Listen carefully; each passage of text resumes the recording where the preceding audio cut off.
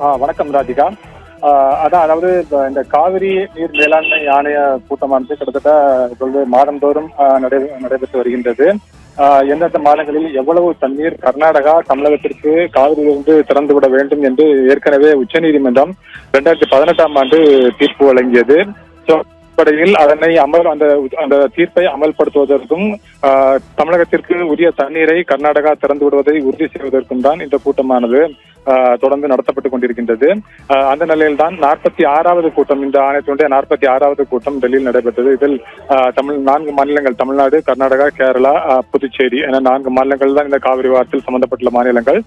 அவர்களுடைய பிரதிநிதிகள் ஆன்லைன் முறையில் அவர்கள் கலந்து கொண்டனார்கள்.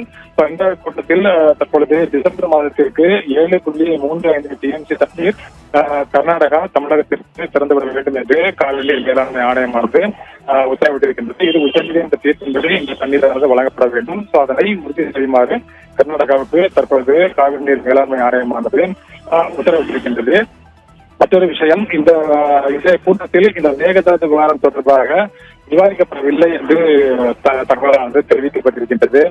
ஏனென்றால் கடந்த மாதம் தான் உச்சநீதிமன்றம் மேகதாது விவகாரத்தில் ஒரு முக்கியமான உத்தரவை பிறப்பித்திருந்தது. கடந்த பல ஆண்டுகளுக்கு முன்னதாக வரை இந்த மேகதாது விவகாரம் தொடர்பாக காவிரி நீர் மேலாண்மை ஆணைய கூட்டத்தில் தொடர்ந்து விவாதிக்கப்பட்டுக் கொண்டிருந்தது.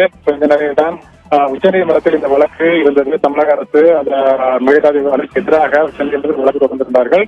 அதனை அடுத்து இந்த காவிரி நீர் மேலாண்மை ஆணைய கூட்டத்தில் இந்த விவகாரமானது விவாதிக்கப்படாமல் இருந்தது.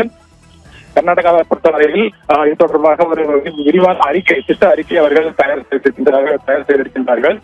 அவர்கள் அந்த புதிய காவிரியின் குறுக்கே மேகதாது அணையை கட்டி தமிழகத்துக்கு தர வேண்டிய தண்ணீரை நாங்கள் எந்த விதமான பாதகமும் திறந்து விடுவோம், எனவே அந்த அணை கட்ட அனுமதிக்க வேண்டும் என்று அவர்கள் அந்த திட்ட அறிக்கையின் மூலமாக கூறியிருந்தார்கள். அந்த திட்ட அறிக்கையை தான் அந்த திட்ட அறிக்கை மீது மத்திய நீர்வள ஆணையம் முடிவெடுக்கலாம் என்று உச்சநீதிமன்றம் கடந்த மாதம் ஒரு உத்தரவினை பிறப்பித்திருக்கின்றார்கள்.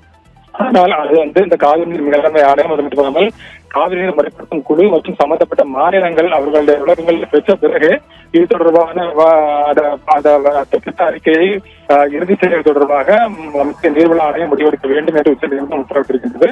இந்த நிலையில் தான் இந்த கூட்டணியில் நடைபெற்ற பொழுது இதில் இது தொடர்பாக மேகதாது விவகாரம் தொடர்பாக விவகாரம் எழுப்பப்படுமா என்று எதிர்பார்க்கப்படுகிறது கர்நாடக தரப்பால். ஆனால் இதே கூட்டத்தில் அந்த மேகதாது விவகாரம் தொடர்பாக கர்நாடக அரசு தரப்பிலிருந்து எந்த விதமான விவகாரமும் எழுப்பப்படவில்லை என்று தகவலானது தெரிவிக்கப்பட்டிருக்கிறது.